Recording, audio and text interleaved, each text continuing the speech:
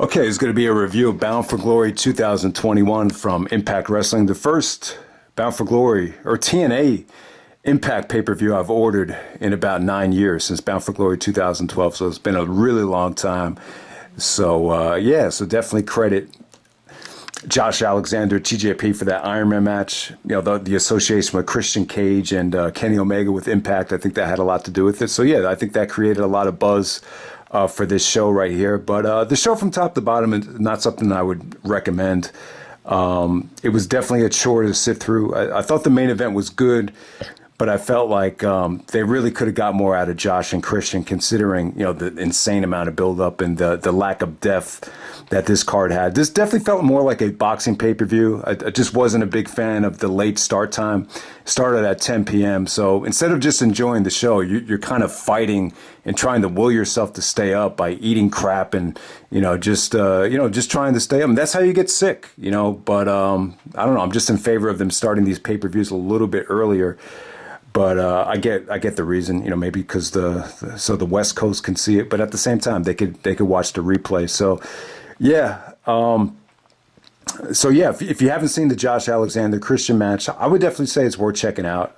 The ending was definitely something to see with how they booked it. So yeah, man, that was an awesome match. But the show from top to bottom, it was okay, but it's not one of those pay-per-views where like an All Out or even in No Mercy 2001, where it just stays with you. It doesn't stay with you. I went to go work out this morning, and I really wasn't thinking about the show. I almost forgot that it actually happened, when I got back from playing this morning. But yeah, I would definitely check out the main event though. But let's go right down to it. First match tonight, you got the Inspiration, Casey Lee and Jessica McKay taking on Decay of Havoc and Rosemary. So Inspiration wins the Knockouts tag team titles here. A lot to like, a lot to kind of dislike. The Inspiration's entrance, I would say the entrance set the tone more so than the actual match. They came out with the redhead, singing them down to the ring. A very over the top, glamorous entrance. Decay was more of a gothic, Halloweenish, type of tag team right here. Nothing pretty, nothing special, but nothing awful. Like it wasn't botchy or anything like that. I just thought it was an okay way to start off the show. But considering this is the biggest show of the year, it was kind of a weird choice for the opener. But the Inspiration's tag team title victory came off pretty good. And so we move on from there. Next up, we have the X Division three-way match. This is a tournament final featuring Trey, Miguel, El Phantasmo, and Steve Maclin. I thought there was a lot to like here. I really did. A three-way match for the X Division Championship. We've seen guys have classics for this belt. So they have a pretty heavy burden of, trying to carry on that legacy right there of three-way matches.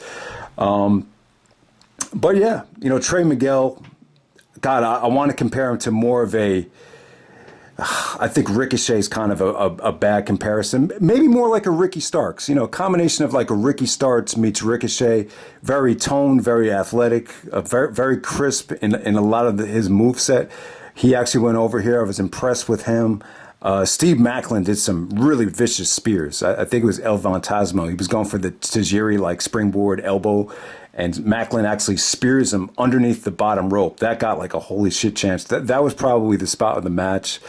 El Phantasmo did, he had his moments. I think he has some room for improvement, but there was a lot of, really nice hurricanranas and high spots from him. Then he was actually showing off and doing the Chris Hero stuff. Remember the Chris Hero shenanigans where he's kind of showing off and, doing the cartwheels and backflips. And he actually almost botched the one over the top rope. And it just kind of makes you appreciate how awesome Hero was when he used to do that, because it did not come off as entertaining. But I'm going to assume that's what he was going for. But yeah, pretty good stuff. There was times where the match just felt like three generic guys just going at it, but the match definitely did have its moments. I think they played off a spot in the lead up to this match with Trey Miguel. I want to say he was wearing a cup. So I think El Phantasmo went for the low blow, the punch to the balls, and Trey Miguel takes off the cup And then I think he hit the I guess he hit the Sasha Banks finisher, the Meteor, off the top rope to get the victory. Thought that was a good finish. The situation with him taking off the cup, really cool. I don't think you've ever seen anything like that. So yeah, I thought this was a solid X Division 3-way. I wouldn't say it was great, but definitely one of the better things on the show. And next up we had Heath taking on Violent by Design with Eric Young. And I was kind of disappointed that Eric Young wasn't wrestling, but he looks jacked, man. He looks like he's definitely juiced up, and but he was definitely more of a manager here for Violent by Design. So Heath was taking on these guys 2-on-1. I thought Heath looked good. You know, you could just tell the difference between someone that has legit WWE, training compared to, the two guys in Violent by Design. They didn't look awful, but I wouldn't say the match was that impressive until Rhino came out. So Rhino comes out of nowhere, kind of a surprise entrance. They kind of hinted that Rhino might not, or he might, be a part of the match. Yeah, Rhino, obviously he looks a lot older. He's a lot heavier than he used to be, but, he's, TNA and Impact kind of, saved his career after he got fired after WrestleMania 21. So I'm happy that Rhino's still involved with Impact. But yeah, the match is just very, very short. And next up, we had the 20 wrestler intergender call your shot gauntlet match. So the winner actually receives a trophy and a contract that they can invoke anytime within 1 year for a championship match of their choosing. I didn't even really think much about it, but so basically, if you win this thing, it's kind of like winning the Money in the Bank. So this thing lasted about a half hour. God, it was boring as shit for the most part. All right, so you did have some good talent in here. You had Chris Sabin going out there with Rocky Romero to start the thing. It was really weird looking at Sabin. So I just watched his match at Bound for Glory 2006, and he looks like he has the same body, but his face looks like it aged like 20 years. So it was just a little bit weird, watching Sabin going out there with Rocky. So you had great talent like that. Eddie, I got to talk about Eddie Edwards, man. And I'm not trying to, poke fun at him or whatever, but, I've done videos just about Eddie Edwards and the ROH World Title and the booking of the feud with Davey Richards. So I got to just say, like, it's a far cry from 10 years ago when this is not 2011 Best in the World Eddie. He just looks like a different person. The attire looked kind of weird. He just doesn't look like he's at the top of his game anymore. But he really wasn't, that involved with the match. But yeah, I don't know. There was just a lot of wacky talent in here. A lot of wacky things. I didn't like the fact that it was intergender. It just I don't know. The shit just dragged for the middle of this part was just really tough to watch. But the last. It definitely got better. I think when Big Cass came out, I can't remember Big Cass's name in Impact, but when he came out, when Zack Ryder came out, Zack Ryder's actually Matt Cardona right now. Moose, I gotta give Moose credit. He's the one guy that actually looked like he got in better shape. He looks in much better shape since the Ring of Honor days. Rich Swann looks like he not really at the top of his game either, but it came down to those three guys. I believe Rich Swann, Matt Cardona, Moose, and I think Big Cass. But Moose ended up winning, eliminating Matt Cardona to win this whole thing. Good booking too. I like rewarding. I thought Moose looked incredible out there. But aside from that, I would try to watch like just the last 5 minutes of this thing because this really ate up way too much time from the actual show. The fact that this got more time than the main event, it kind of bothered me. All right, next up you got the Good Brothers, Doc Gallows and Carl Anderson. The Impact Tag Team Champions taking on Finn Juice of David Finlay and Juice Robinson. I thought those guys looked awesome here. Taking on the Bullet Club of Chris Bay and Hikuleo. So this three-way match right here, I thought it more than anything, this is just poor placement. I think, this or the X Division match definitely should have opened up the show. I didn't like the fact that they had to follow the Battle Royal. I just thought that was bad booking but I'll say definitely the story of the match here was just definitely Finn Juice. I thought Juice Robinson, very entertaining. I think David Finlay, we saw him in the Pure title tournament. I thought he looked good here. So this definitely had good action. I thought that the Good Brothers kind of had a smart and methodical approach to this match. So I think it was Carl Anderson. He waited for some of the big moves and then he threw one of the guys out of the ring and they kind of got the cheap finish out of nowhere to retain the belts. Nothing too memorable, but you definitely saw a lot of promise from Thin Juice. I think that's the only thing to say about it. But we move on from there. We got Mickie James taking on Deonna Purrazzo. This is a singles match for the Knockouts Championship. But Jesus Christ, like when you watch the pre-show, the build-up for this thing, it almost felt like a movie. So it was really well done. I like Deonna Purrazzo. I think she's pretty. She's really thick. She's Italian, really nice hair, very pretty. Good wrestler as well. She was involved in an Iron Man match, which I really want to check out. But her and Mickie had a really good build-up right here. This was almost Mickie James is kind of, coming in. And I don't want to sound redundant because I said the same thing about the Jeff Hardy match at Extreme Rules? Mickie kind of playing the female version of Terry Funk to a degree. Obviously, a lot older than Deonna, but yeah, it was pretty good. It was good stuff. The crowd was really into Mickie. Both girls, very respectful. I really think the one thing that stood out in this match was just like, both girls hitting finishers and just being shocked and really overselling the fact that they were in disbelief that their opponent kicked out. That's what really stuck with me. When Mickie James hit her DDT, Deonna Purrazzo actually hit her, spike pile driver, which I think she calls the Queen's Gambit. I wonder if she got that from the Netflix show.